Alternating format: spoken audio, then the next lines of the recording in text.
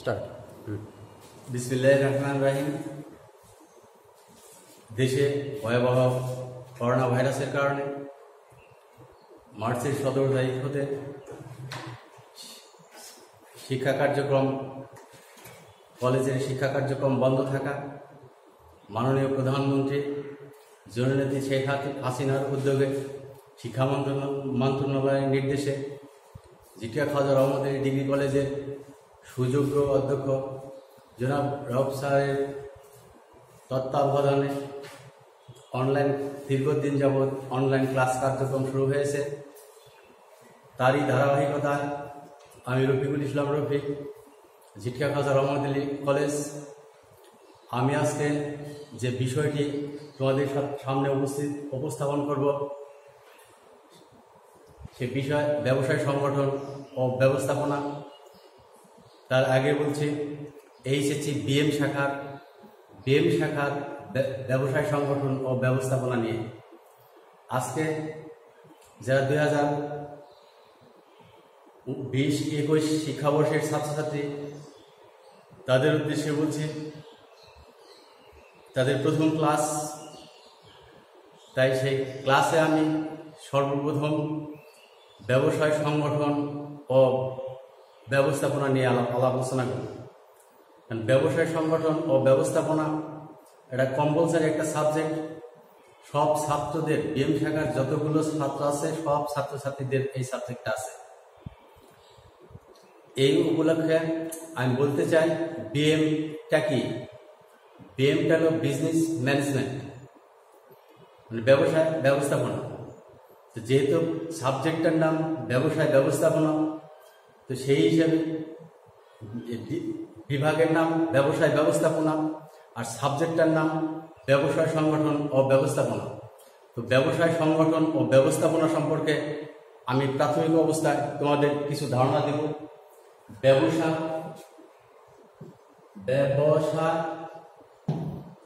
ইংরেজি শব্দ হচ্ছে ম্যানেজমেন্ট, বিজনেস,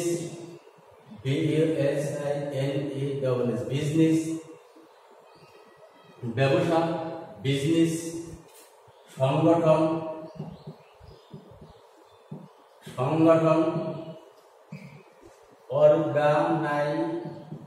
অর্গানাইজেশন। ব্যবসা, বিজনেস, সংগঠন, অর্গানাইজেশন। ব্যবস্থাপনা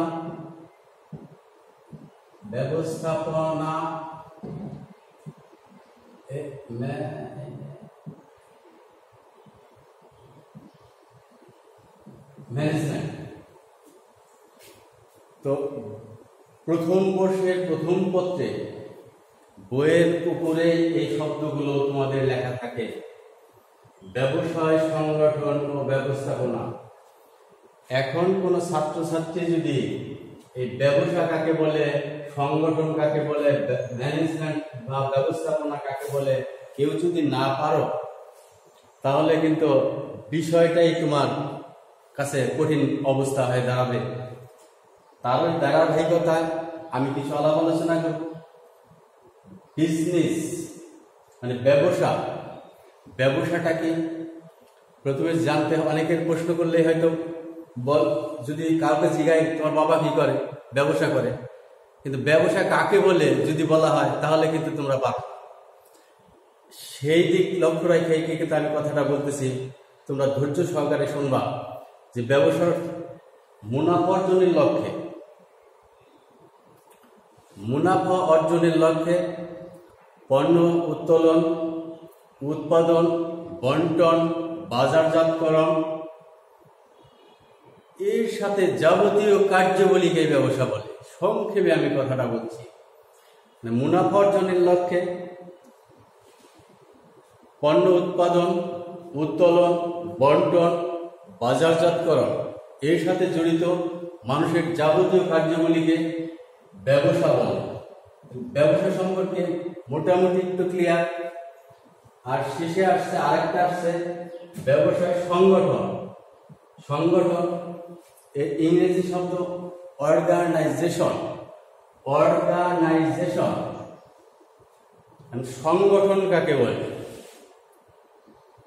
এটা জানার পিছনে কয়েকটা কারণ আছে। প্রশ্নেও থাকতে পারে এটা একটা শর্ট কোশ্চেন, ব্যবসায় কাকে বলে, আবার প্রশ্নে থাকতে পারে সংগঠন কাকে বলে, আবার প্রশ্নে শর্ট কোশ্চেন থাকতে পারে ব্যবস্থাপনা কাকে বলে। এদিকে আমার 3টা প্রশ্ন সম্পর্কে ধারণা থাকবে, ওদিকে আমার বইটা সম্পর্কে ধারণা থাকবে। এই উদ্দেশ্যে আমি বলছি, তোমরা নতুন, তাই খেয়াল করে আমার কথাগুলো শুনবা। সংগঠন, অর্গানাইজেশন, সংগঠন, কোনো কিছু গঠন বা একত্রীকরণকে সংগঠন বলে। কোনো কিছু গঠন বা একত্রীকরণকে সংগঠন বলে। কিন্তু এইখানে তোমাদের মনে কিন্তু একটা প্রশ্ন থাকতে পারে যে কোনো কিছু গঠন, তাহলে 5 জনে মিলে একত্রিত হলাম, এটাও কি একটা সংগঠন? এই সংগঠন আমার না, আমারটা ব্যবসায়িক সংগঠন। ব্যবসায়িক সংগঠন আলাপ করতে যাই তাহলে প্রয়োজন হবে কি, ব্যবসায়িক সংগঠনে বলতে কি বোঝাইব? কোনো পণ্য উৎপাদন করতে গেলে যে সমস্ত জিনিসের প্রয়োজন হয়, সব জিনিসগুলোকে একত্রিত করাকে ব্যবসায়িক সংগঠন বলে। আরো একটু সোজাভাবে আমি বলি, কোনো কিছু গঠন বা একত্রীকরণকে সংগঠন বলে। আর ব্যবসায়িক সংগঠনটা হলো একটা উৎপাদন কেন্দ্রে যেমন দালান কোঠা, যন্ত্রপাতি, শ্রমিক, মূলধন, কাঁচামাল ইত্যাদি সব কিছুকে একত্রীকরণকে সংগঠন বলে। তাহলে মোটামুটি সংগঠন সম্পর্কে আমাদের একটা ধারণা আসলো। আর একটা হলো ম্যানেজমেন্ট, মানে ব্যবস্থাপনা ইংরেজিতে বলে ম্যানেজমেন্ট। ম্যানেজমেন্ট একটা প্রতিষ্ঠানের বা একটা উৎপাদন কেন্দ্রের মেরুদণ্ড। এই ব্যবস্থাপনার সাথে জড়িত রয়েছে কর্মী সংস্থান, পেশনা, সমন্বয়, নিয়ন্ত্রণ, বিভিন্ন সাইট। তাহলে আমি সংক্ষেপে কি বলতে পারি যে ব্যবস্থাপনা কাকে বলে? অন্যের দ্বারা কাজ করার কৌশল বা প্রক্রিয়াকে ব্যবস্থাপনা বলে। অন্যের দ্বারা কাজ করার কৌশল প্রক্রিয়াকে ব্যবস্থাপনা বলে। তাহলে নতুন যেসব ছাত্রছাত্রী তারা বুঝতে পেরেছ যে ঘটনাটা কি, ব্যবসায়, সংগঠন ও ব্যবস্থাপনা। তাহলে আমার যে বইটা বা বিষয়টা সম্পর্কে তোমাদের মোটামুটি একটা ধারণা এসেছে। সে উপলক্ষে আমি আজকে ক্লাসে সংক্ষেপে একটা কোর্সে নিয়ে কিছু আলাপ আলোচনা করব। সেটা ব্যবসায়ের উদ্দেশ্য বলি। ব্যবসা এর উদ্দেশ্য বলি, প্রত্যেকটা জিনিসের পিছনে কিন্তু কোনো না কোনো উদ্দেশ্য বিরাজ করে। কোনো ছাত্র পড়াশোনা করতেছে, তার পিছনে কিছু উদ্দেশ্য আছে, সে চাকরি করবে বা ব্যবসা করবে। প্রত্যেকটা জিনিসের মধ্যেই কিছু না কিছু উদ্দেশ্য থাকে। তো এই ব্যবসায়ের উদ্দেশ্যের প্রথম হলো মুনাফা অর্জন। এই মুনাফা অর্জনকে সামনে রেখেই এই ব্যবসায়ের সূত্রপাত। মুনাফা অর্জন, এদিকে আর একটা জিনিস খেয়াল রাখতে হবে, শুধু মুনাফা অর্জনকেই সামনে রাখলেই ব্যবসা হয় না। তার পিছে কিছু আছে যে ক্রেতা সমাজ ও সরকারের দিক বিবেচনা করেও ব্যবসা সংগঠন, ক্রেতা সমাজ এমনকি রাষ্ট্রের দিক বিবেচনা করে ব্যবসায়ের উদ্দেশ্যের মধ্যে।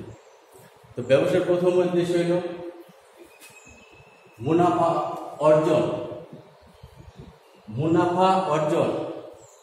পূর্বেই বলেছিলাম ব্যবসায়ের প্রথম উদ্দেশ্য মুনাফা অর্জন।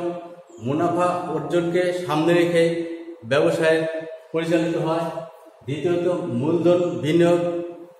উদ্যোক্তাকারী বা যে ব্যবসা পরিচালনা করছে সে নিজের সঞ্চিত অর্থ, এমনকি ব্যাংক, বীমা থেকে টাকা সংগ্রহ করে সে এই ব্যবসা মূলধন বিনিয়োগ করতে পারে।